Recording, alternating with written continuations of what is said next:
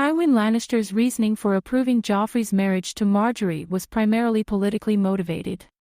Margaery came from a powerful and wealthy family, House Tyrell, and the alliance would strengthen the Lannisters' hold on the Iron Throne. Additionally, Margaery was young and beautiful, making her a more desirable match for Joffrey.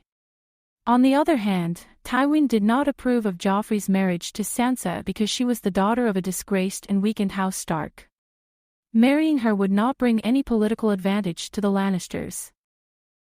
Hello everyone, if you are new here, please don't forget to subscribe and click the notifications bell, so you don't miss any new updates on your favorite TV series.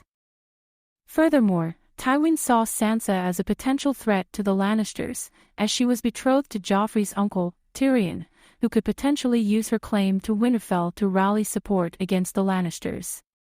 Tywin also believed that Joffrey would not be satisfied with Sansa as a wife, as she did not fit his ideal of a beautiful and obedient queen.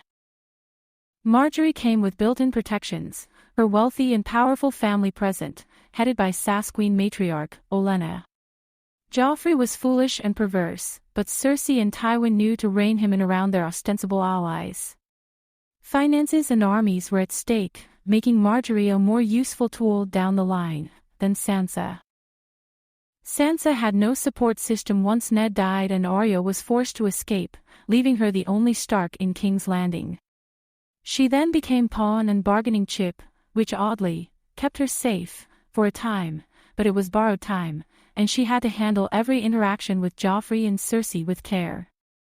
Her other would-be rescuers Catelyn and Robb were half a world apart, fighting wars against her captors, attempting to force the Lannisters' hands, and Jon, Arya, Bran, Rickon and Theon were all personally dealing with the repercussions of Ned's death and power vacuum it created.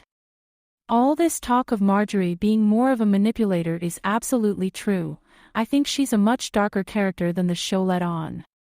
She's fun to watch, but her moving from Renly to Joffrey to Tommen is predatory and power-hungry, an inverse mirror of Sansa being forcibly betrothed to Joffrey to Tyrion to Ramsay. In the end, Sansa acquired less obvious, hidden protectors. Some of dubious character, but helpers all the same, most notably, Littlefinger, the Hound, and Tyrion. Littlefinger loved her for selfish reasons, seeing her as Catelyn, who he might win through manipulation and acting as a pseudo-savior. The Hound, as a true knight, seeing her precarious situation for what it was and rescuing her more than once, but carefully, so as not to act out in front of the Lannisters. And finally, Tyrion, not afraid to publicly slap a bad nephew around once in a while, and showing actual care and concern for Sansa's well-being. Cersei took obvious interest in her as well, being sure to impart lessons on what it means to be a woman adjacent to male leadership, and how to play the game.